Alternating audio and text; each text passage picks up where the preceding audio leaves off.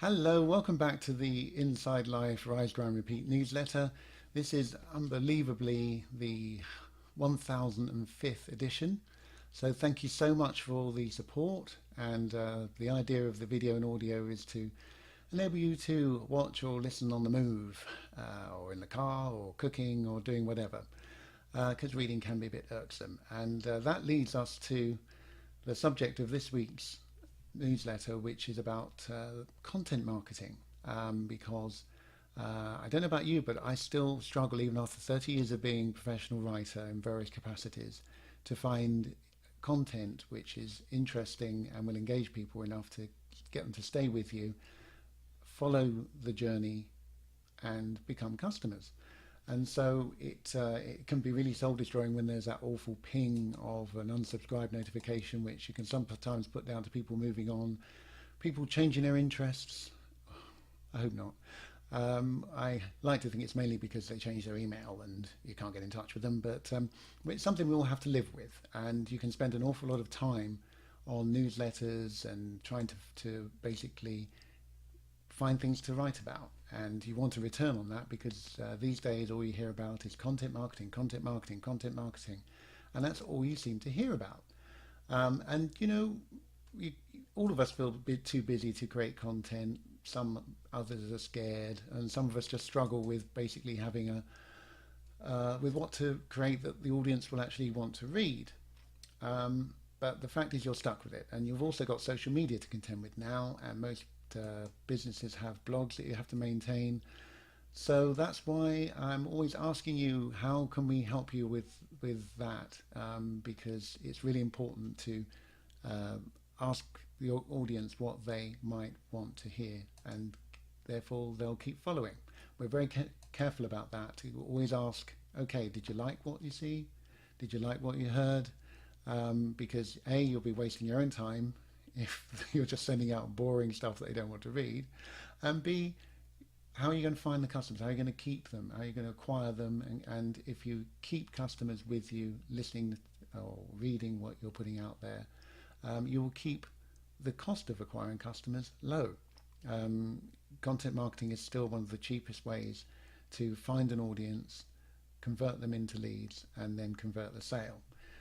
So this week, and I do practice what I preach, I'm going to give you a few tips about how you can find out what you should be writing about.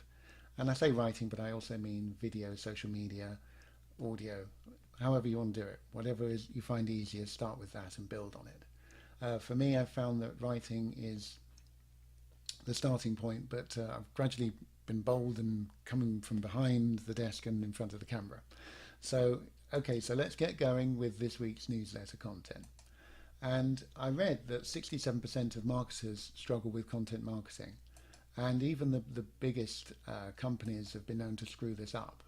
Because a few years ago, Victoria's Secret, the women's lingerie line, if you haven't heard of it, which is hard to believe as they're worth about $7 billion across the world, but they put out a campaign which was a perfect body campaign, and it featured a lot of super fit female models, and it caused a complete storm across the globe, with customers railing against it, saying it was fat shaming, body shaming, and it forced Victoria's Secret to completely dump that campaign, and several marketing people lost their jobs as a consequence.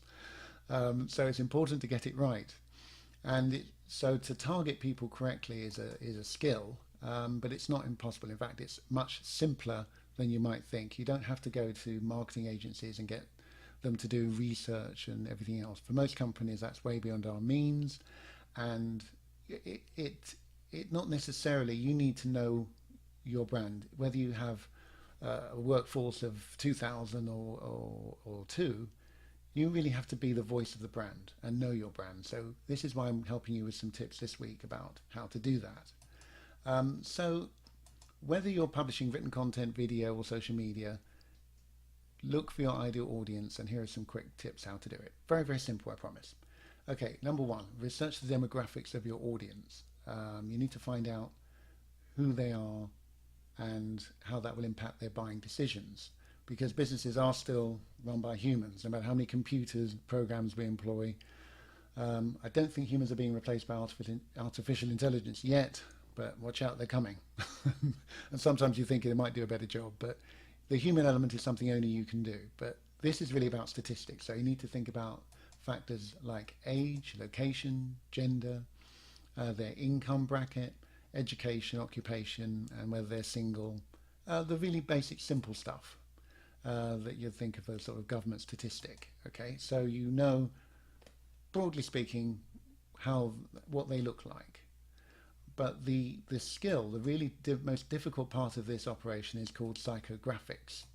It doesn't mean you've got a lot of angry customers. It means that you're finding out what motivates your buyers. Um, it's their interests and their spending habits and the more subtle type of behaviours that impact their buying decisions. So here you'd be looking at things like their personality, opinions, pain points, attitudes, values, lifestyle, and depending on your product, that can really impact their their engagement with you. Because say for example, you've got a medical widget, a quick fix weight loss drug. If you're targeting people who are really into living natural lifestyles and exercising and not looking for quick fixes, you're pouring a lot of water into a bucket with a lot of holes. So have a look at that. You have to really get into the mindset.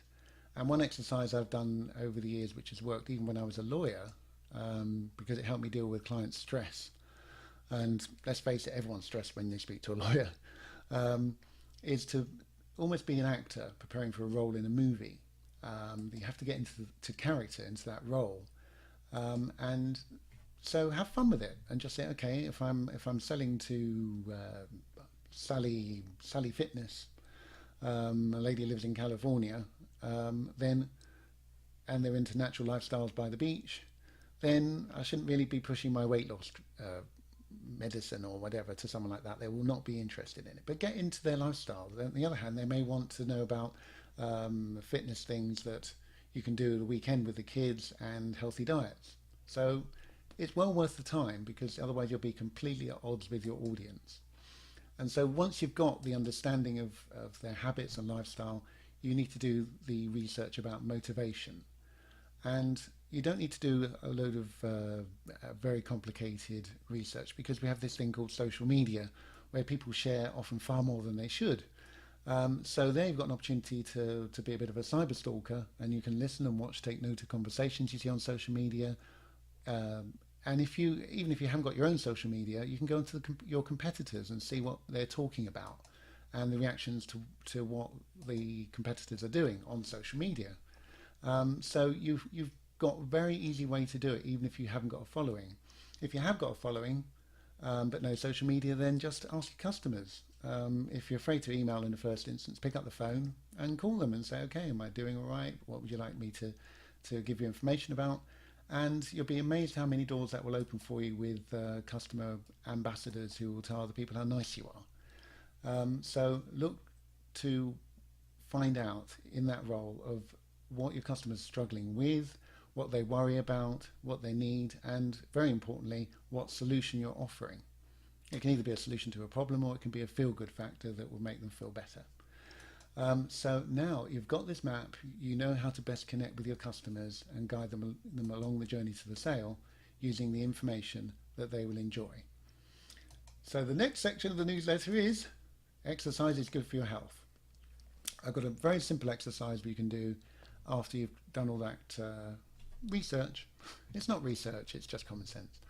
But what you should do is just very quickly just jot down what you think are the main characteristics of your customer. And then go through the exercise that I've been describing, and then write it down again and see if there are any gaps, because those gaps will give you an indication of whether you are on the right line, and you need to fill that gap and fill in the missing factors that you may have uncovered as you got into your acting role. Okay, so try and win that Oscar, be the Oscar winner of customer research. It's awesome. Now, just a few little things at the end, which you'll have to go to the newsletter to get the links, but I call this bit the last word, because Rise, Grow and Repeat's more than just about business, it's about business lifestyles, and I love odd facts, and so in this section you'll find facts about business, silly animals, politics, whatever just appeals at the time. So we all have to have fun. I call it the virtual water cooler break. And the first thing I found out is about Lego. That in I think it was 1998, the Lego were heavily in debt to the tune of about 800 million. Unbelievable. They're still a small family company. And now they have the hottest brand in the world in terms of they have overtaken Ferrari as the world's most powerful, notable brand. And in 2015, their profits were 660 million, which is not bad for a small private company. So go to the link on the newsletter, check that out. It's an interesting story how you can reinvent, even when you're getting it wrong. Not so appetizing, the Pink Slime Company is back. This was the company that produced not so appetizing beef trimming. I'm reading this, holding my breath. Beef trimming once only used in dog food and cooking oil, now sprayed with ammonia to make them safe to eat and added to ground beef as a cheaper filling. And they've got the nerve to sue ABC News, who reported on this a couple of years back, for 1.9 billion in damages. And that was just for reporting what was in it. So watch this space, the lawyers are rejoicing. And a couple of silly little animal things. One insect, one animal, I promise, and it's over. Jumping spiders that can see the moon. Just have a look at that, even if you're an arachnophobe. It's quite interesting if you're a bit of a geek like me. And very finally, there's a link to a soccer-playing beagle, which just caught my eye. Unbelievable. And I've put him forward as a recruit for a goalkeeper for Orlando City Soccer, my local club, who are pitiful. Well, that's not fair. They do try, but they're not delivering. So I'm a harsh critic. Okay, well, that's it for this week. All the links are in the newsletter which I've sent to you, or go to insidelife360.com. We have a great new course which is about creating a money and sales generator, which is free. Louise, my wife and partner and digital marketing genius, has put that together, so check that out. And we have a main course, which is an awesome email course, which has led to, we've had a storm of interest about that. It's an understandable guide to really turning your email into a really effective way to make money, to add that 30-40% of revenue to your income. Louise is has taken the head on that. She's taken the run. She knows what she's doing, and it's amazing. Even I can understand it, and I was a pen and paper guy. So please check that out too. You know where we are. Give us a call or email the links at insidelife360.com.